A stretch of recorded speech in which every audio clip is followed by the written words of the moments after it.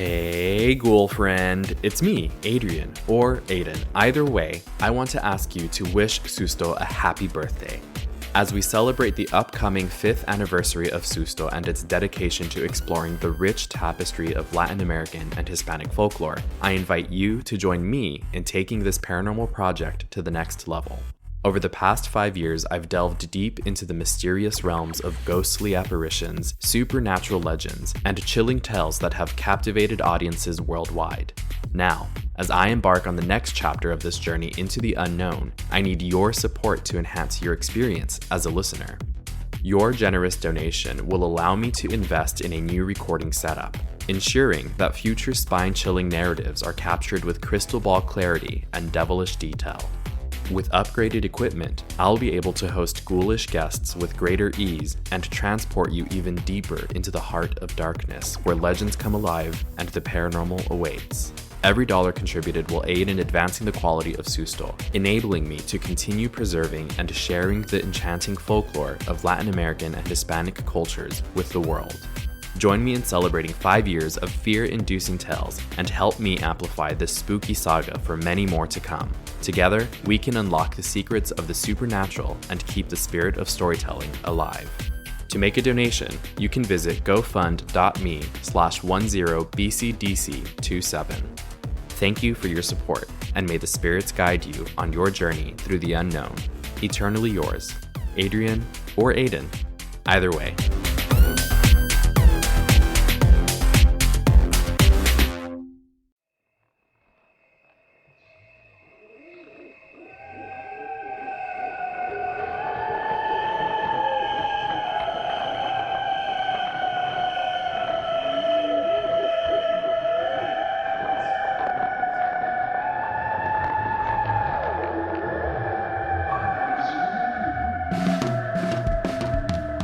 Hey, ghoul friends, it's me, Adrian, or Ayden. Either way, I am still your host, and you are what? Still listening to Susto, the podcast of Ookie Spooky Scary Stories. Thank you so much for being here, for returning, for joining us if it's your first time. I just want to get a couple things right out of the way before we get started. As I mentioned previously, I have some things lined up for 2024 already. So as you may have heard in that pre-roll, the True Crime Paranormal Podcast Festival is coming up. So if you will be in the Denver, Colorado area for July 12th through 14th, make sure to get your tickets for that. It's going to be my first time in Colorado, in Denver. I'm very excited to check it out. But aside from that, I have a few other things coming up. I have the Latinx Pop Lab at UT Symposium from March 7th through 9th. I'm going to be tabling there each day, and I will also be presenting on Saturday. You can visit BIPOC.POP, that's BIPOC Pop.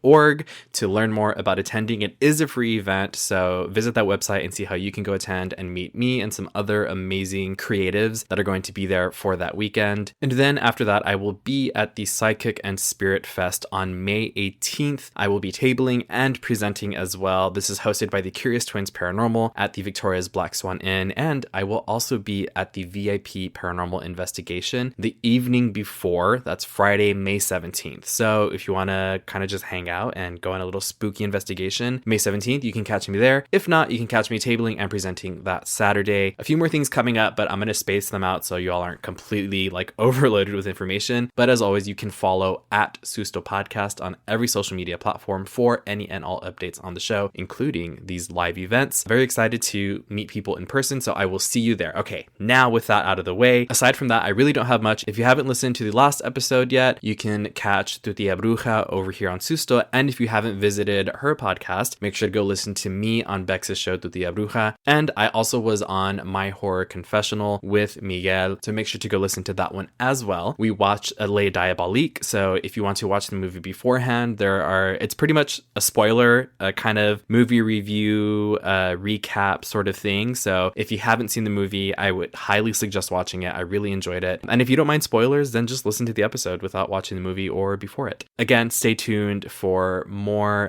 collaborations to come in the future. I have something that I'm really, really excited to present to you all, but I will leave it there. As always, if you have your own scary stories that you would like me to read on a Letters from the Beyond episode or share on social media, because it can also be a photo, video, audio recording, anything digital that you want me to share online, you can send it over to my email. You can visit the website. You can leave it in a 5-star review. You can leave it in a Spotify Q&A. You can burn it in a fire and the ashes and smoke will come to me. There are so many ways to get your stories in, so make sure to send those in. And if you could do me a favor, I'm being possessed, and the only way to exorcise me is to share Susto with your friends and family, is to like and subscribe, to rate and review. That's what the priest told me. So if you would be so kind as to help me overcome this demon, I would love that.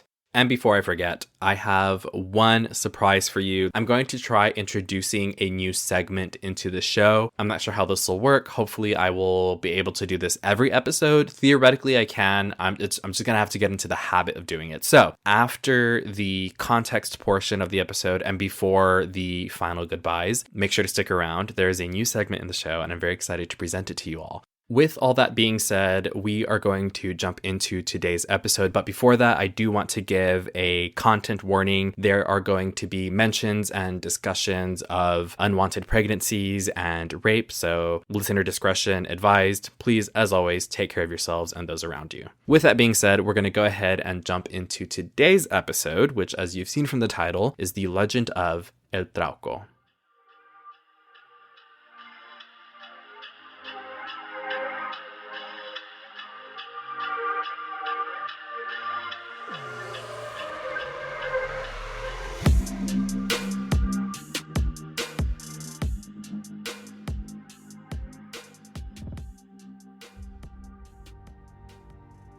Maria wandered through the dense forests of Chiloé, Chile, the mist clinging to the towering trees like a shroud.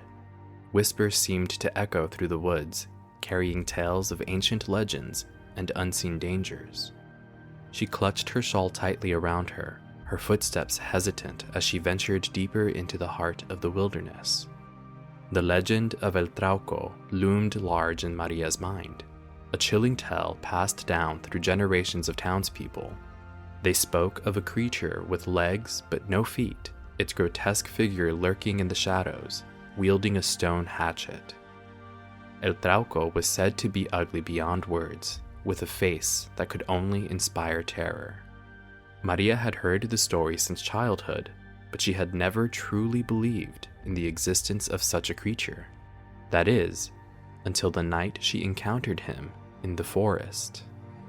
It was a night like any other, the moon casting a pale glow upon the trees. Maria was gathering firewood when she heard the eerie sound of knocking echoing through the woods. She froze, her heart pounding in her chest as she scanned the darkness for the source of the noise, and then she saw him. El Trauco stood before her, his twisted figure illuminated by the faint moonlight flittering through the trees. His legs were indeed there, but they ended in stumps, leaving him to shuffle awkwardly through the underbrush. His face was a nightmare made flesh, with sunken eyes and a twisted grin that sent a shiver down Maria's spine. But it was the hatchet in his gnarled hand that truly filled her with dread. It was stained with blood, a grim reminder of the creature's malevolent intentions. Maria tried to flee, but her legs refused to move. She was paralyzed, caught in the Trauco's hypnotizing gaze as he advanced towards her. She could hear his raspy breaths, smell the stench of decay that seemed to cling to him like a cloak. And then, in the blink of an eye, the Trauco was gone. Maria was left alone, in the darkness, trembling, on the ground now with fearful confusion. In the days that followed, Maria tried to convince herself that it had all been a trick of the mind, a waking nightmare brought on by the eerie atmosphere of the forest. But deep down, she knew the truth. El Trauco was real, and he had marked her as his prey. As weeks turned into months, Maria found herself haunted by the memory of that fateful encounter. She would wake in the dead of night, drenched in sweat, her dreams filled with visions of the Trauco's twisted visage. But it was not just her nightmares that tormented her. Maria soon discovered that she was pregnant, with no memory of how it had come to be. Rumors spread through the town like wildfire. neighbors and strangers alike casting judgment upon her and branding her as a woman cursed by the Trauco's touch. Maria was consumed by fear and uncertainty, torn between her instincts to flee and her desire to confront the creature that had turned her life upside down. She sought solace in the words of the village elders, hoping to find some semblance of guidance in the ancient tales of Chiloé. But the more she learned, the more she realized that there was no escaping the Trauco's grasp. He was a force of nature, a manifestation of the darkness that lurked in the heart of the forest. In the end, Maria made her decision. With a heavy heart and a sense of resignation, she resolved to confront the Trauco one final time. Armed with nothing but courage, Maria ventured deep into the heart of the wilderness, her footsteps echoing through the silent woods. She could feel the Trauco's presence drawing nearer, his malevolent energy pulsing through the air like a tangible force. And then she saw him. El Trauco stood before her once more, his twisted form silhouetted against the moonlit sky. Maria felt a surge of fear course through her veins, but she refused to back down. She would not let the Trauco control her any longer. With a defiant cry, Maria lunged forward, her fists raised in defiance, but the Trauco was ready for her. Darkness enveloped her, swallowing her whole as she was consumed by the abyss. The villagers of Chiloé whispered tales of Maria's fate for years to come, but no one ever truly knew what became of her. Some said she had fallen victim to the Trauco's hypnotizing gaze, trapping her in a permanent trance, while others claimed he did away with her completely. But one thing was certain: the legend of El Trauco lived on, a chilling reminder of the dangers that lurked in the shadows of Chiloé. And Maria's fate served as a cautionary tale of the consequences of crossing paths with the creature that roamed the wilderness. For in the heart of the forest, where the whispers never cease and the shadows danced, the Trauco waited patiently for his next victim, and the cycle of terror continued, unabated and eternal.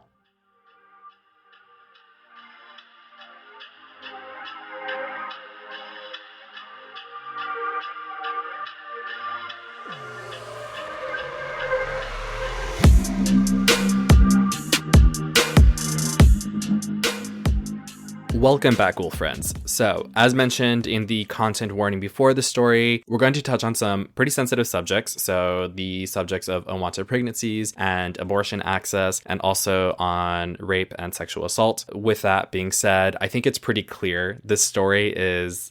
It's really fucked up in every case. This creature, El Trauco, I mean, without it being said from what I saw in the research, it was never like he violently attacks people. But honestly, any sexual advance without someone's consent is violent. That is an act of violence. For his power or his thing, to be to entrance women and to hypnotize them, basically coercing them into having sex with him. That coercion is not consent.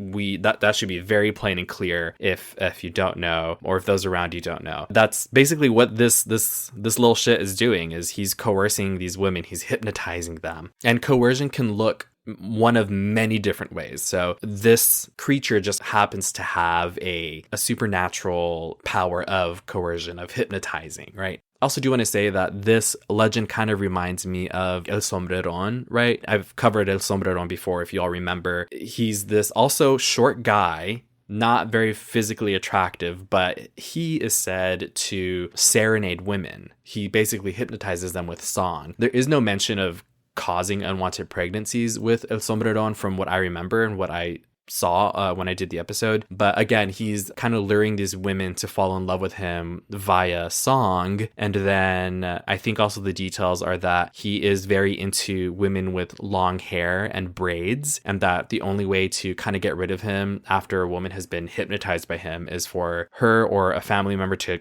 cut her braid off and burn it. There's also a detail, I'm not sure if this was in the episode when I did it, but I did see it recently on TikTok. There's a detail of him feeding soil to the women when he initially kidnaps them. And then I do remember saying that they can't eat or drink because they're just so focused and taken by him, so that they just ignore their bodily needs. In the version that I saw on TikTok, they said that all of the food that they do try to eat turns into soil and then they eventually die. You know, these tiny little fuckboys that are out here just ruining lives, right? But I just thought that parallel was interesting to me of hypnotizing women by a certain means. With El Trauco, it's just by his gaze, right? So there are a few sources that I wanted to cover here. The first one, and if you are a Best School Friend on Patreon, you may have been present at the Susto movie night. We did a mystery movie screening, which is what they are now. They're mystery movie screenings. And I surprised attendees of this virtual hangout. That's patreon.com/Susto podcast. We watched the movie Wekufe, The Origin of Evil, or in Spanish, I believe it's Wekufe, El Origen del Mal.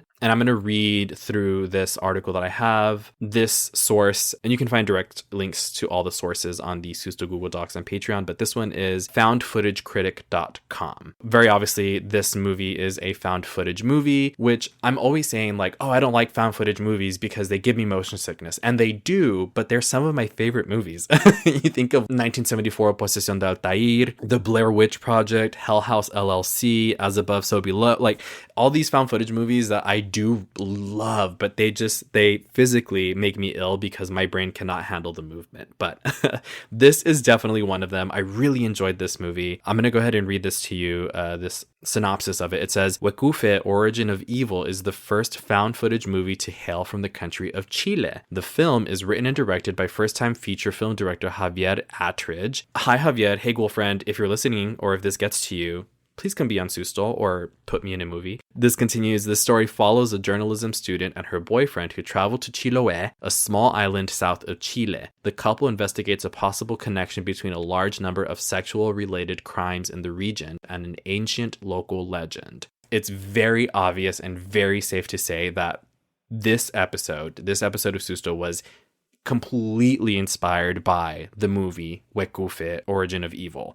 So when I initially found this movie, because I've done an episode on Wekufe or the concept of Wekufe, I thought this was going to be something completely different. But then I remember from the episode that Wekufe is kind of like an umbrella term for an evil entity or an evil person, right? A person who does bad things. In this movie, the Wekufe is in reference to El Trauco, which is, as you've just heard, it's its own legend, its own story, its own myth from this coastal city called Chiloé in Chile. I don't have enough good things to say about this movie. I really enjoyed it. I thought it was really fun. And it's really cool that it's the first found footage movie to come out of Chile, and it's from, 2016? That's so recent. I do want to continue a bit on this page. There's a section of this that I want to read to you. The section is called Legend of the Trauco, Mixing Fact with Fiction. This says, Wekufe is a Spanish language film with English subtitles. The original Chilean or Spanish name of the film is Wekufe, El Origen del Mal. Like many great horror films, director Javier Attridge bases the plot of Wekufe on actual local legend and historical events. Do y'all remember when I did the Wekufe episode and I said it wrong the entire episode? I will never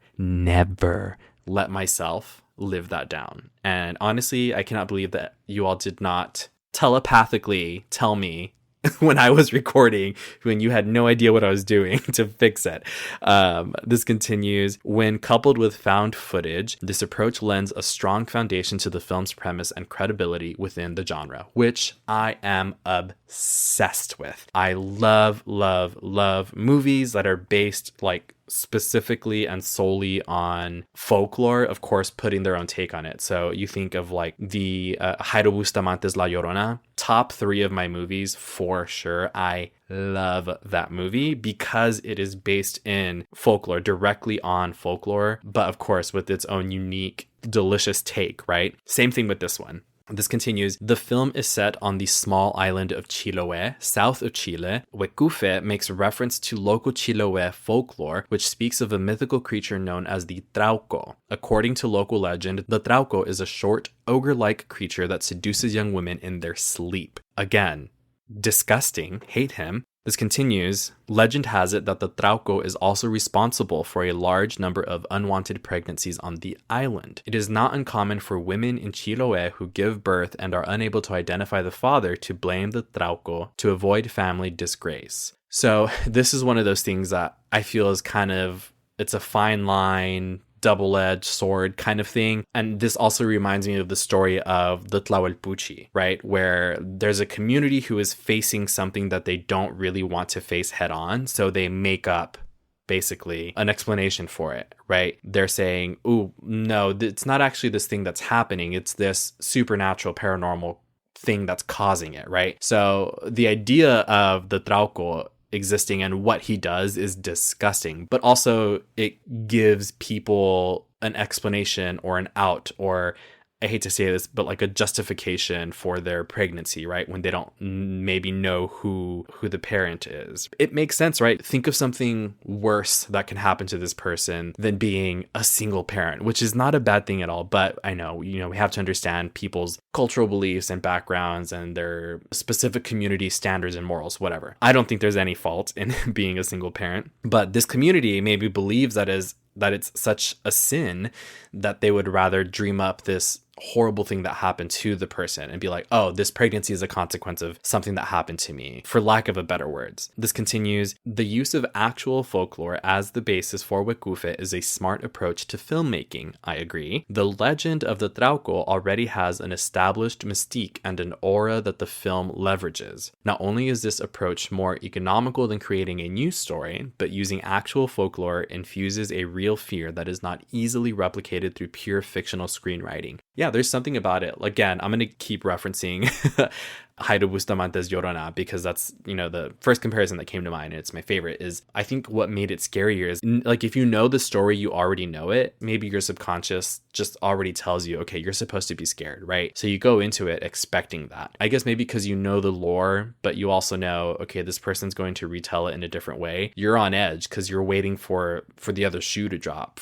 you're waiting for that, okay, what's the take on this going to be? How is this going to shock me, right? And this movie does that as well. It does an amazing job of using this legend to, I think, take on modern issues.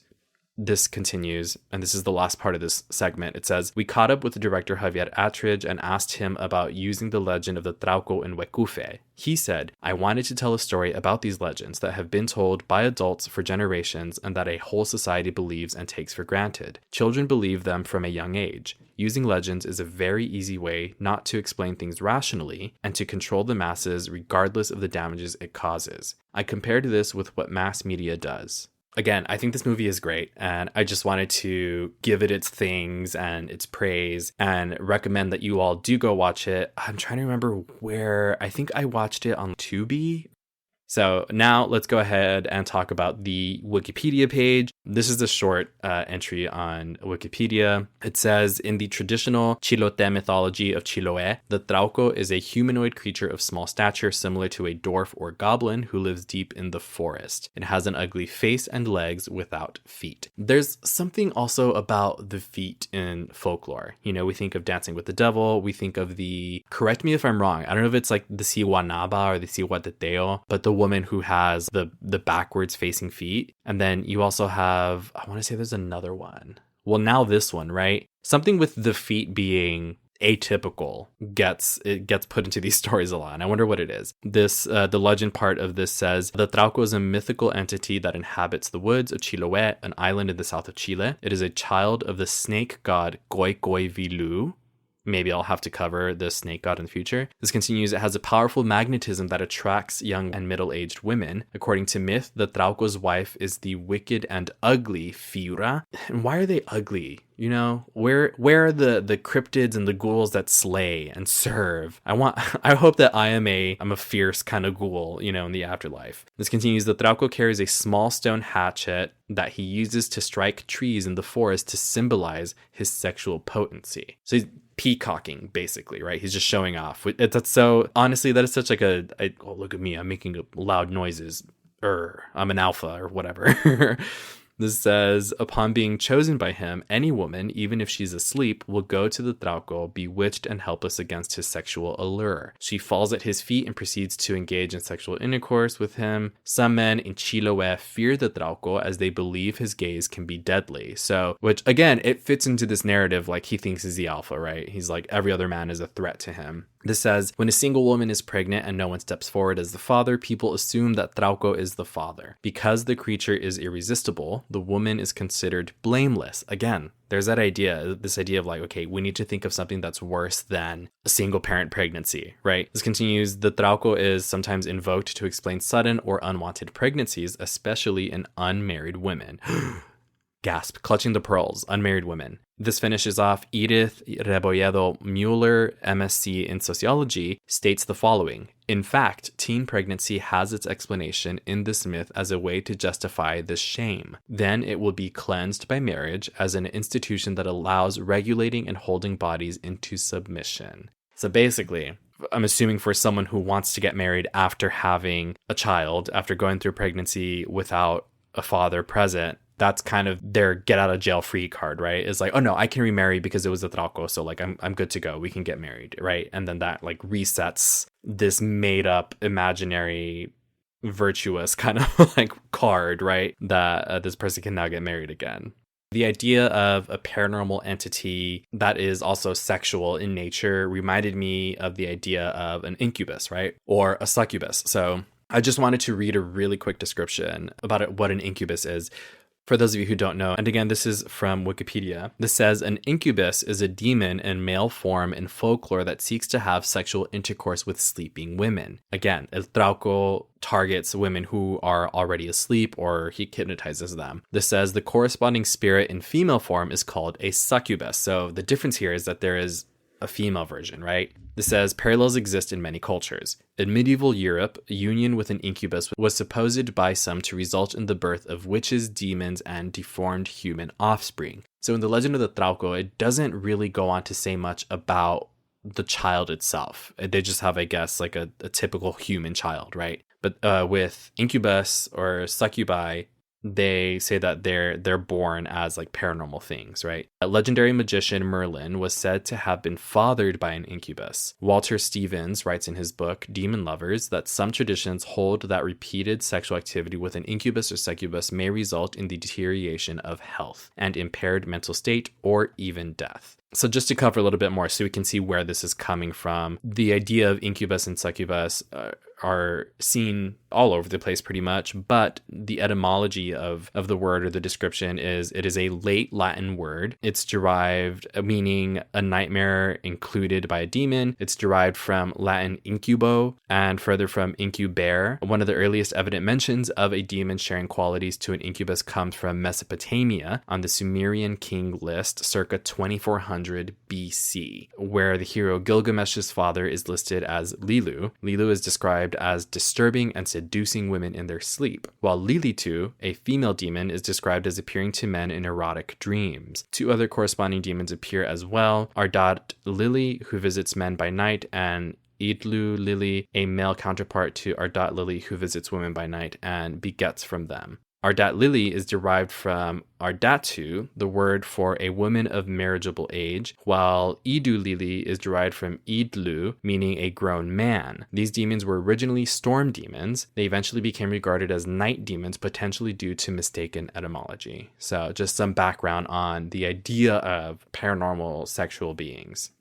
Next link that I have is a fandom wiki. It's villains.fandom.com, the Trauco page. This is pretty similar to what was read earlier. It talks about his appearance, how he's ugly, short, the thing about the feet. This does say that he has a magical cane called a Baweldun, that he needs the cane to help him walk, right? It says that the cane can also be transformed into a stone axe. So again, there was mention of the axe earlier, but some sources will say that it can transform into the cane as well if he wishes. It also says that he's said to worn a conical hat, like a cone hat. I do want to read this kind of, what's it called?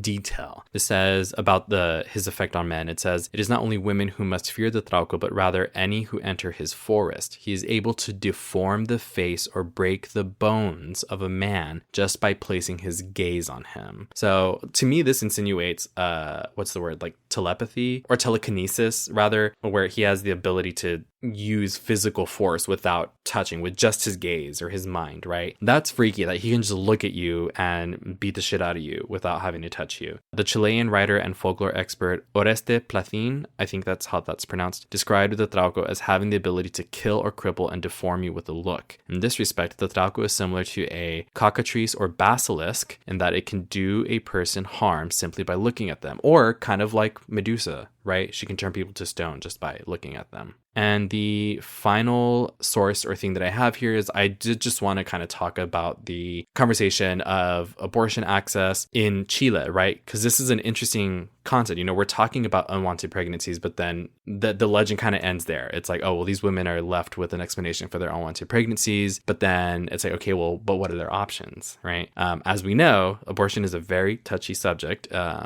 For some reason, some people cannot get it through their head that people deserve autonomy over their bodies and that no one should be forced to carry a pregnancy to term, and that you do not need any specific reason to get an abortion. I'm just going to read this source. This is from The Guardian before I get on my soapbox and start screaming. This is from theguardian.com, and this is an article that was published, let's see here, about 5 months ago. I was trying to find the most up-to-date information. I wasn't exactly sure where to look. If there are any abortion access experts out there, I would love to hear from you. This article is headlined, Gigantic Step Backwards. Far-right gains in Chile threaten abortion rights. Concerns mount as ultra-conservative Republican Party's right-to-life proposal could be enshrined in Constitution. There's a part in this article that I wanted to read that kind of described it best to me. It says, in Latin America, the Caribbean, Haiti, the Dominican Republic, Nicaragua, Honduras, El Salvador, and Suriname all have absolute bans on abortion. In Chile, the termination of a pregnancy was permitted between 1930 and 1989, but was then penalized towards the end of General Augusto Pinochet's dictatorship. In 2017, under Chile's first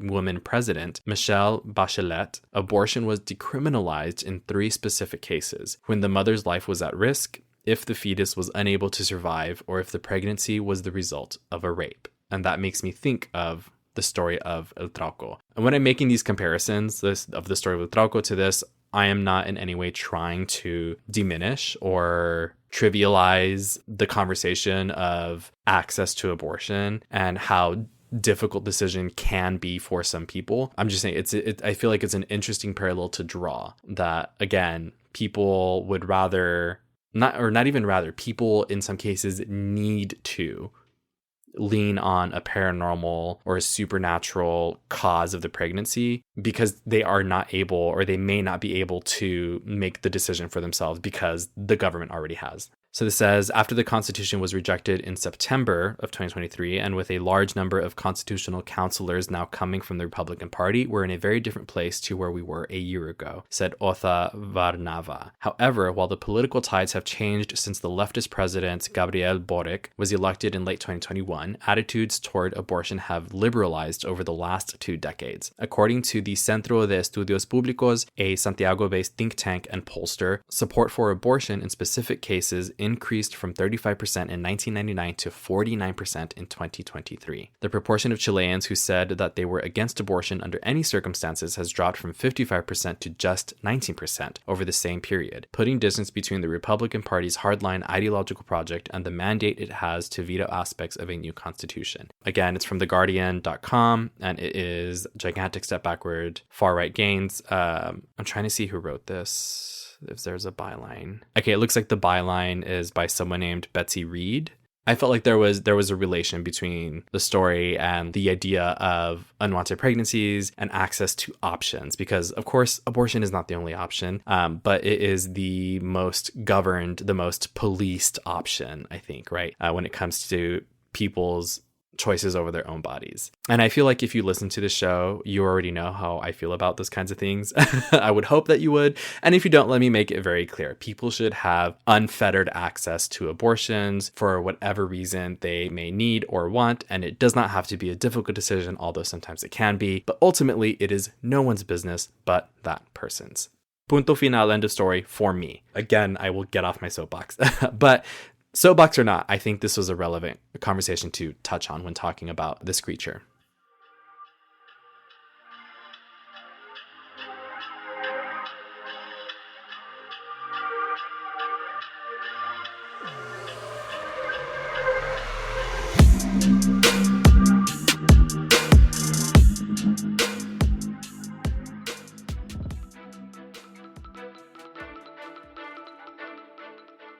Welcome to the Susto Paranormal Report, where we delve into the mysterious and the supernatural from around the globe.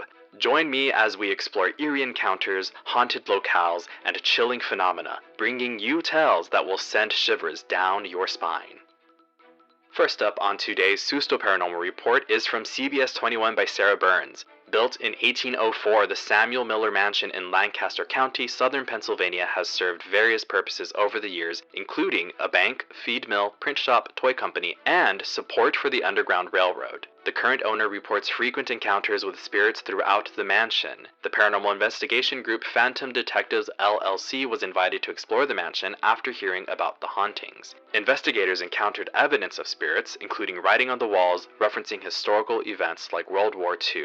Witnesses and paranormal investigators experienced phenomena such as footsteps in the attic and EMF readings indicating spirit presence. The mansion's different rooms carried distinct energies, with some feeling lighter and happier while others evoke feelings of anxiety or sadness. Paranormal medium Melissa Ferrazano sensed both peaceful and troubled energies throughout the mansion, reflecting the varied experiences of its former inhabitants. The Samuel Miller Mansion's rich history and well-preserved state contribute to its reputation as a haunted location in central Pennsylvania.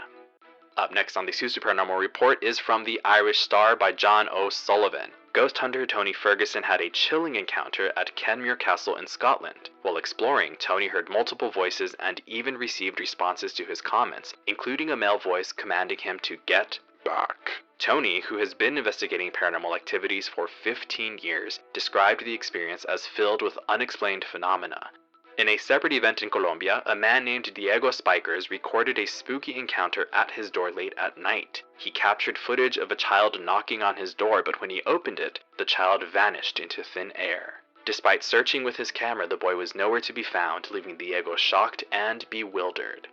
And last but not least, from Metro News by Sam Corbishley and Michael Havis, the abandoned mansion of former Second World War MP Horace Trevor Cox, located in rural Wiltshire, southwest England, has become the site of bone-chilling encounters. Visitors, like explorer Jade McKenna, have reported eerie experiences while exploring the Grade II listed farmhouse now in ruins. Jade McKenna felt a sense of being watched while exploring the dilapidated mansion, surrounded by vintage furniture, cobwebs, and old letters dating back to the 1930s. In one of her photos, Jade captured a spooky childlike figure in a nightdress at the far end of a long corridor, leading her to believe she had encountered a ghost. The mansion still holds remnants of its former occupants, with rooms filled with vintage belongings, including pots, pans, and even an old Mickey Mouse toy.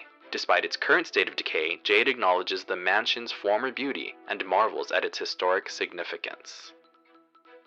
As we conclude this edition of Susto Paranormal Report, we've uncovered tales of ghostly whispers in ancient castles, mysterious apparitions in abandoned mansions, and chilling encounters in the dead of night. Stay tuned for more spine-tingling stories in our next segment of Susto Paranormal Report, where the unknown awaits.